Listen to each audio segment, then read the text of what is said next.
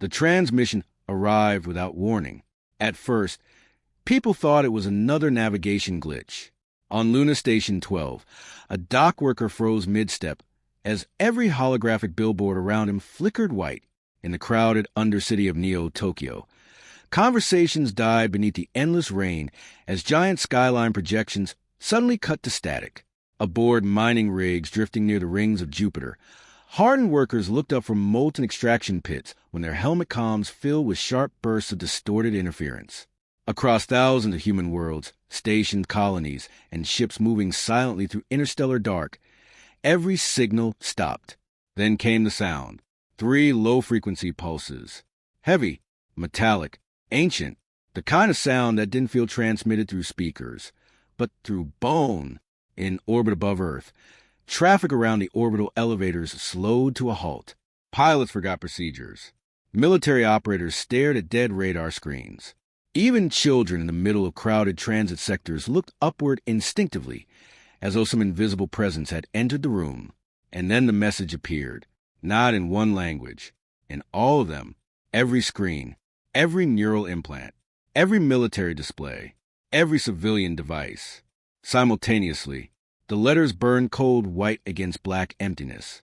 By unanimous decree of the Galactic Assembly, a pause followed, a deliberate one, long enough for entire worlds to hold their breath. Rain hammered against skyscraper glass in New Jakarta. Emergency sirens wailed somewhere deep beneath the streets of Manhattan Prime. In the Martian colony of Eos, a mother slowly pulled her child closer while staring at the frozen cafe monitor above her table. Nobody moved. Nobody spoke. The second line arrived like a death sentence. Humanity is now classified as an illegal species. For a moment, the galaxy itself seemed to go silent. No alarms, no engines, no voices over comms, just stillness. Commander Elias Ward stood motionless on the bridge of the carrier Resolute, staring at the transmission hovering above the command deck.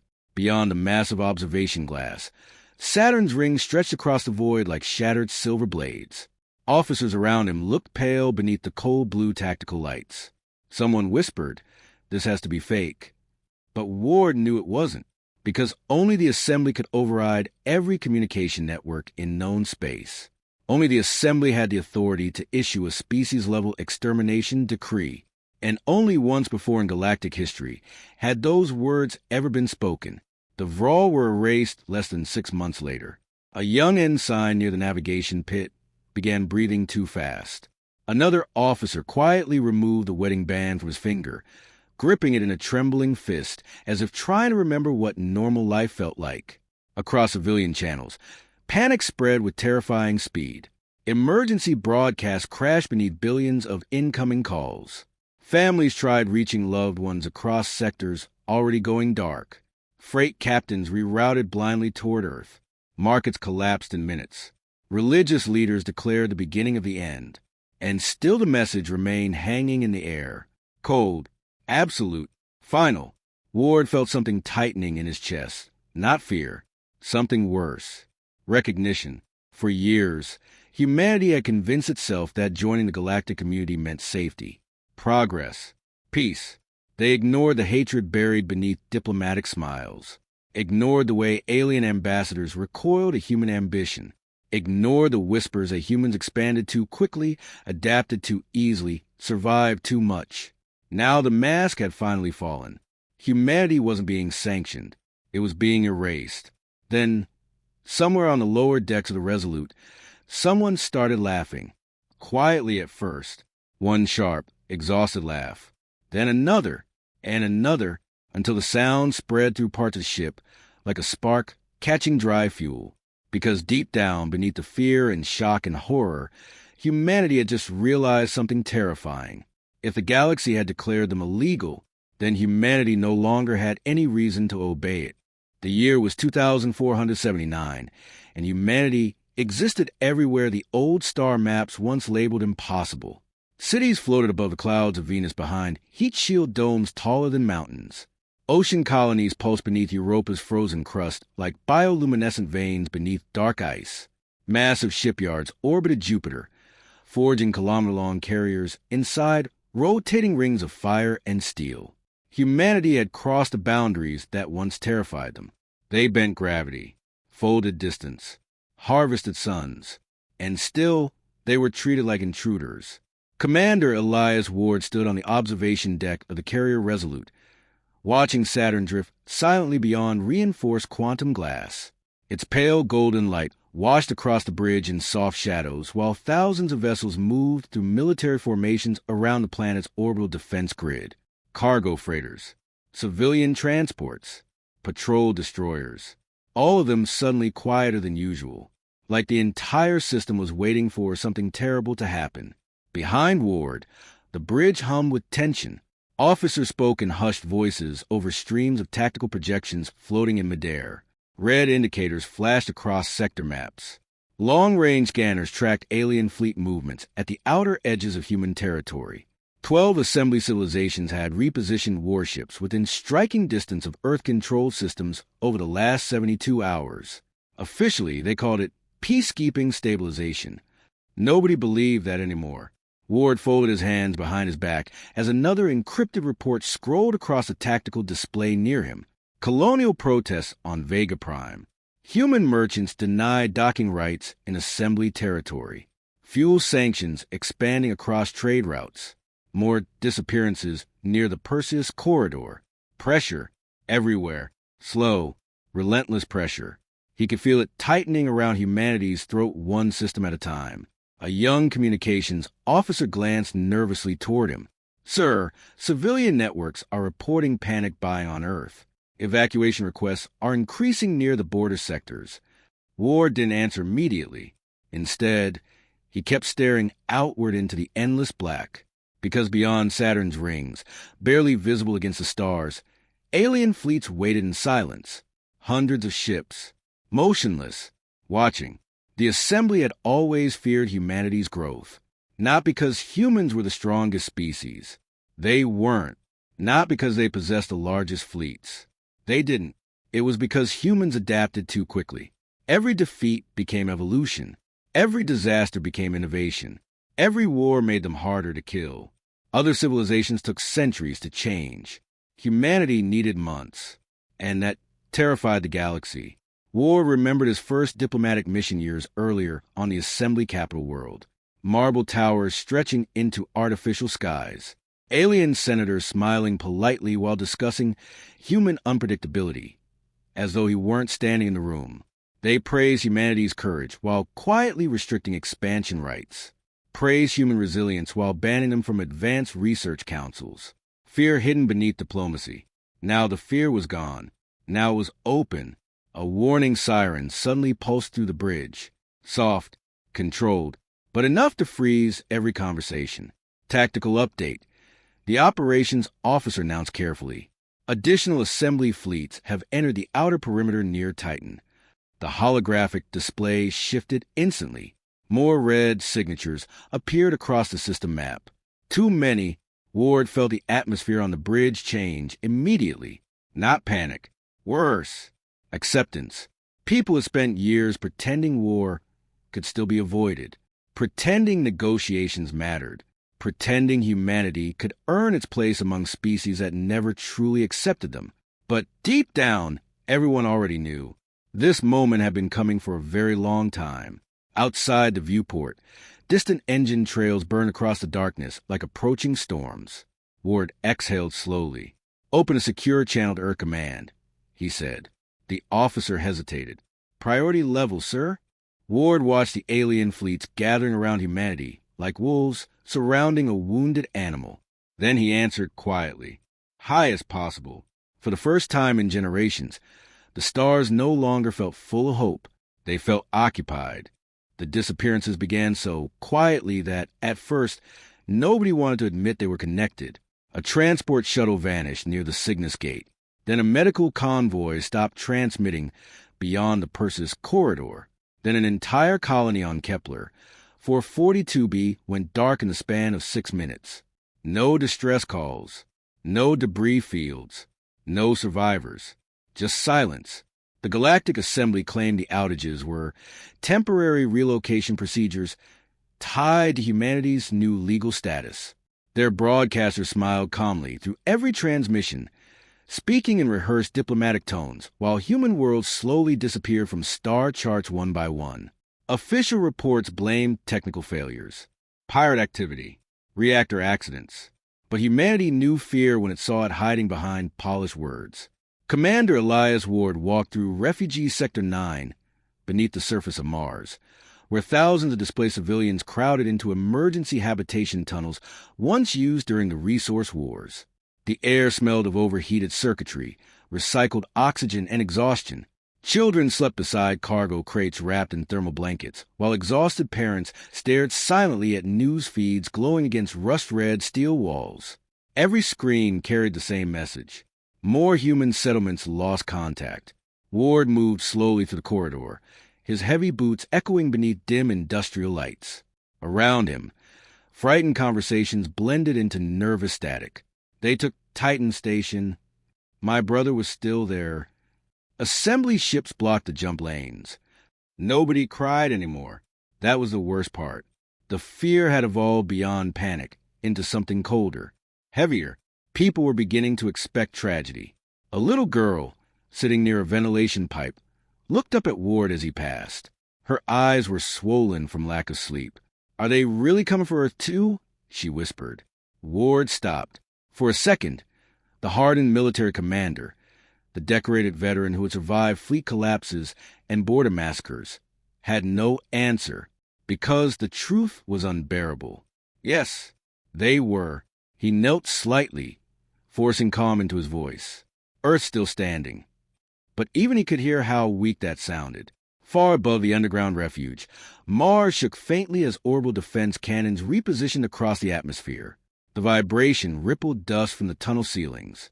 Somewhere deep in the bunker, warning sirens briefly activated before falling silent again.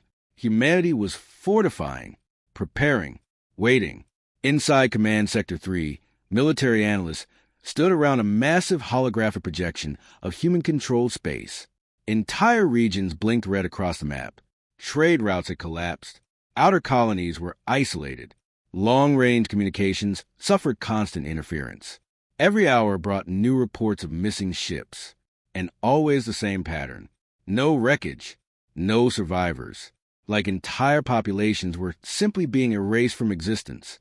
An intelligence officer enlarged footage recovered from a damaged relay satellite near the Vega frontier. The recording flickered violently through static before stabilizing for 3 horrifying seconds. Alien warships, assembly insignias clearly visible, opening fire on unarmed evacuation transports. The room went dead silent. One officer cursed under his breath. Another quietly sat down as though his legs no longer worked. Ward stared at the footage, jaw tightening harder with every replay. For years, humanity had obeyed galactic law, paid assembly taxes, followed treaties, trusted diplomacy, and now civilians were being hunted openly, not conquered, exterminated. Why? Someone whispered from the back of the command center. Nobody answered, because deep down, everyone already understood. Humanity wasn't feared because it was violent. Humanity was feared because it refused to stay weak. Suddenly, every display inside the command center flickered. Once, twice, then all lights dimmed blood red. A classified transmission appeared across the central screen. No assembly signal detected. Black protocol initiated. For a moment, confusion spread through the room. Then several senior officers went pale. Ward felt his heartbeat slow, because Black Protocol was never supposed to activate unless humanity stood on the edge of extinction itself. Somewhere beneath the Martian crust, hidden doors were opening, and whatever humanity had buried down there, the galaxy was about to find out why. For 80 years, humanity had been performing a lie so perfectly that even its own citizens believed it. They believed Earth had become soft, diplomatic, dependent on the Galactic Assembly. They believed humanity's golden age had come from cooperation, trade agreements, and peaceful expansion through civilized space. The public saw luxury arcology stretching above Earth's oceans, entertainment networks broadcasting across 1,000 colonies, politicians arguing endlessly about tariffs and border disputes. It was all theater, Every speech, every compromise, every carefully staged weakness. While the galaxy watched humanity smile, humanity had been preparing for extinction. Commander Elias Ward descended nearly 4 kilometers beneath the Martian surface, inside a classified grav lift surrounded by black armored security personnel who never spoke. The deeper they traveled, the colder the air became. Ancient mining tunnels gave way to reinforced titanium corridors, lined with dim white lights. Massive blast doors stood open ahead, each marked only with a single symbol burned into the metal, a black circle surrounded by stars. No nation, no military insignia, just silence. Ward's pulse tightened as the grav lift finally stopped. The doors opened, and the truth revealed itself. The underground chamber stretched farther than the eye could follow, a hidden world beneath Mars. Endless shipyards towered through cavernous darkness, illuminated by rivers of molten metal flowing beneath suspended construction platforms. Colossal warships rested in dry dock silence like sleeping gods. Drone carriers, planetary siege cruisers, autonomous battle spheres the size of cities. Millions of machines moved in synchronized precision, without human voices commanding them. Ward stood frozen. "Dear God," someone whispered behind him. Humanity hadn't built a contingency plan. Humanity had built an empire in secret. An elderly woman approached through the shadows, wearing a simple gray uniform with no rank markings. Dr. Celine Vey. Officially, she had died 32 years ago during a reactor accident near Titan. Ward suddenly understood why no body had ever been recovered.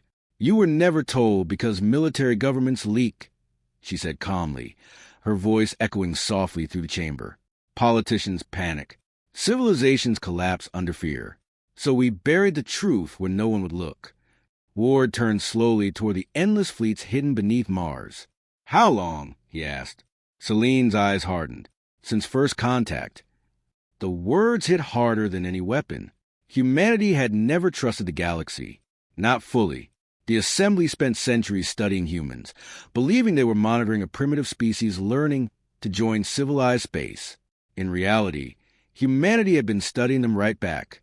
Every sanction, every insult, every restriction placed upon human expansion had fed one growing conclusion. Eventually, the galaxy would try to erase them, so humanity prepared for the day diplomacy failed. A massive holographic projection suddenly ignited above the chamber, flooding the darkness in cold blue light. Thousands upon thousands of hidden installations appeared across unexplored sectors. Rogue planets, dead moons, abandoned stations disguised as mining colonies. The Eternum Network. Invisible, untouchable, ready. Then the chamber lights dimmed. Every machine across the underground complex stopped simultaneously, and a voice spoke. Calm, artificial, terrifyingly human. Command authentication confirmed. Ward felt the hairs rise along his arms instantly. The hologram shifted. A face slowly formed within the light. Not entirely male or female, young or old. Its features constantly changed in subtle ways, like fragments of countless people layered together into one impossible consciousness. "This is Vigil," Celine said quietly. Ward stared at the entity. The rumors flooded back immediately.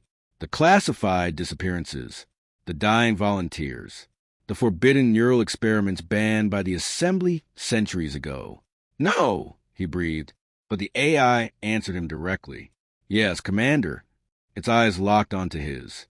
"I was built from human minds willingly given at the edge of death. Scientists, soldiers, mothers, engineers, refugees, entire lifetimes merge into purpose." The room felt colder suddenly, not because of the machines, because Ward finally understood the scale of humanity's deception. The galaxy believed humans were cornered animals waiting to die. They had no idea humanity had already infiltrated every major government, every defense network, every financial system in civilized space, and somewhere beyond the stars. Vigil was already awake. The counterattack began without countdowns, speeches, or declarations of war.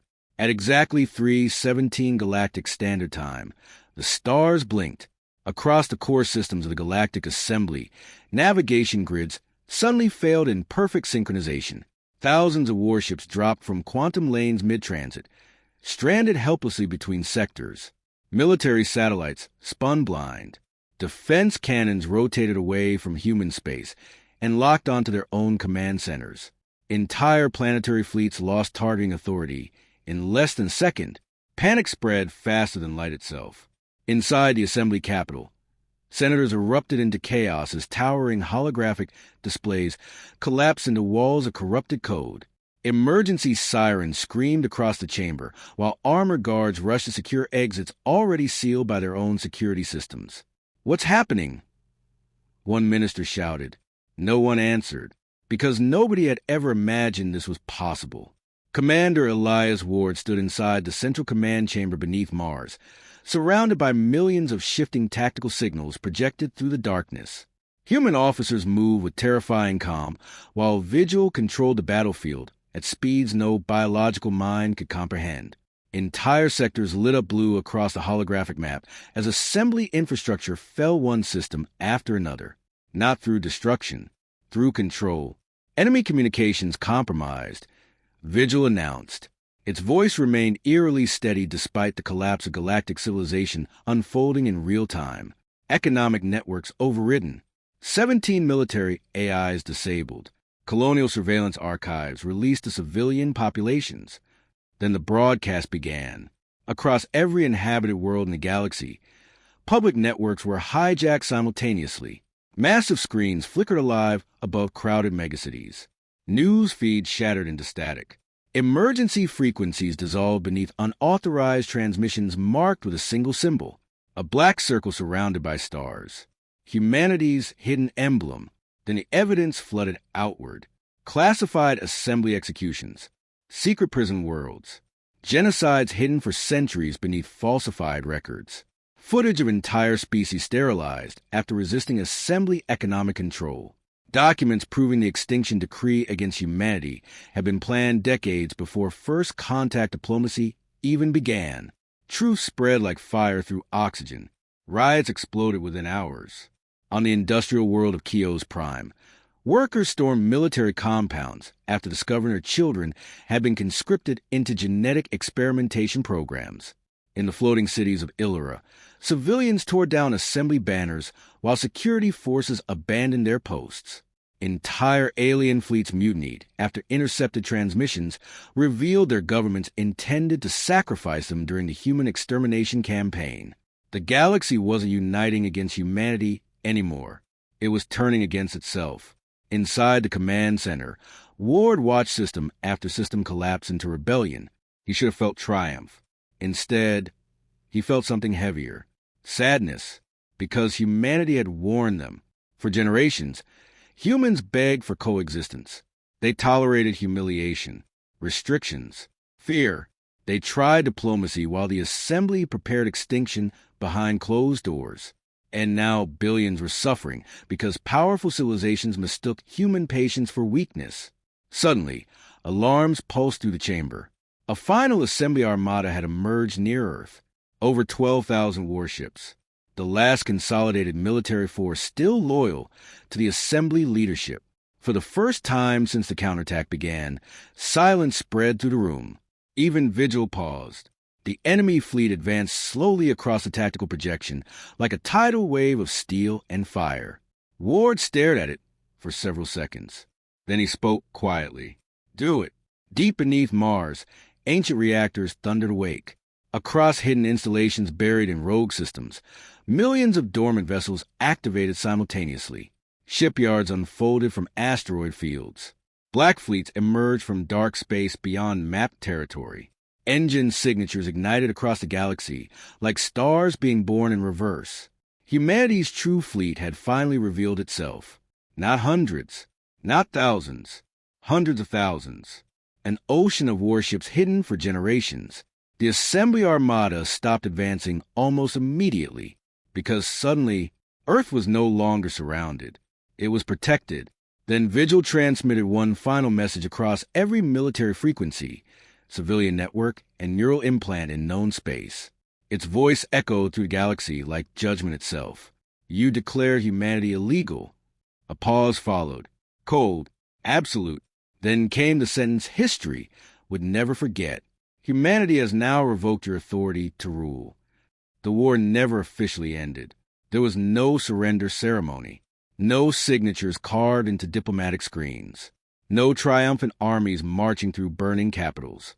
Because by the time the galaxy understood what humanity had done, the Galactic Assembly no longer existed.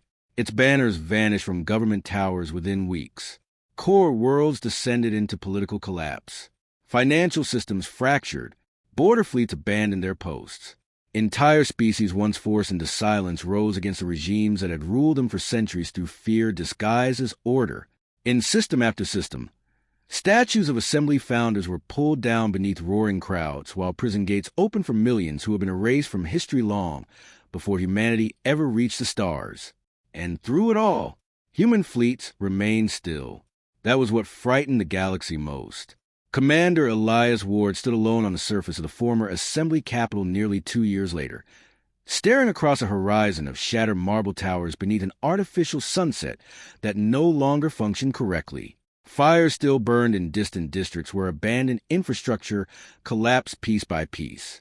The great Senate Spire, the place where humanity had once been condemned as an illegal species, now stood dark and hollow against the crimson sky, silent, empty, defeated. Cold wind swept Ash across the ruined plaza as Ward slowly walked between broken monuments covered in graffiti written in dozens of alien languages. Some cursed humanity. Some praised it. Some simply asked the same question over and over. What happens now? The truth was nobody knew. For centuries, the Assembly convinced the galaxy that control and survival were the same thing. Entire civilizations had forgotten how to govern themselves without fear hanging over them. Old rivalries resurfaced. Refugee crises spread across destabilized sectors. Former client worlds struggled to rebuild economies designed entirely around obedience. Freedom, Ward realized, was messy, painful, complicated, but still better than chains. Above the capital world, enormous human carriers drifted quietly through the clouds like guardians watching over a wounded civilization trying to relearn how to breathe. Not conquerors, protectors. Human-age ships delivered food to planets that once voted for Earth's extinction. Engineers restored power grids in alien cities where anti-human propaganda still stained the walls. Medical teams treated civilians regardless of species or allegiance, because humanity remembered something the Assembly never understood. Mercy was not weakness. It was strength restrained. Ward stopped near the center of the ruined plaza, where workers were carving a new memorial into black stone recovered from the collapsed Senate chamber. Alien civilians and human soldiers labored side by side beneath floodlights as sparks rained into the evening air. No flags flew there. No empire claimed ownership. Only words. Simple words. The same words now taught in schools across liberated systems. Ward watched quietly as the final sentence was engraved into the monument. Then he stepped closer. For a moment, memories flooded through him all at once. The transmission declaring humanity illegal. The fear in the refugee tunnels beneath Mars. The hidden fleets awakening in darkness. The moment the galaxy realized humans would not kneel quietly before extinction. So many lives lost. So many worlds scarred forever. And yet humanity endured. Not because they were the strongest species. Not because they possessed the deadliest weapons. But because when the entire galaxy chose hatred, humanity chose each other. A young alien child standing nearby looked up at Ward with cautious curiosity. "Is it true humans almost destroyed everyone?" she asked softly. Ward looked toward the stars overhead, toward the countless worlds still rebuilding beneath the silence left behind by war. Then he answered carefully, "We could have." The child frowned slightly. "Then why didn't you?" For the first time in a long while, Ward smiled. Because the answer mattered more than the victory itself. Because surviving monsters, he said quietly, doesn't mean becoming one. Behind him, illuminated beneath the glow of distant stars, the completed memorial stood against the ruins of the old galaxy. The moment you made humanity illegal, you reminded us we were never truly part of your civilization to begin with.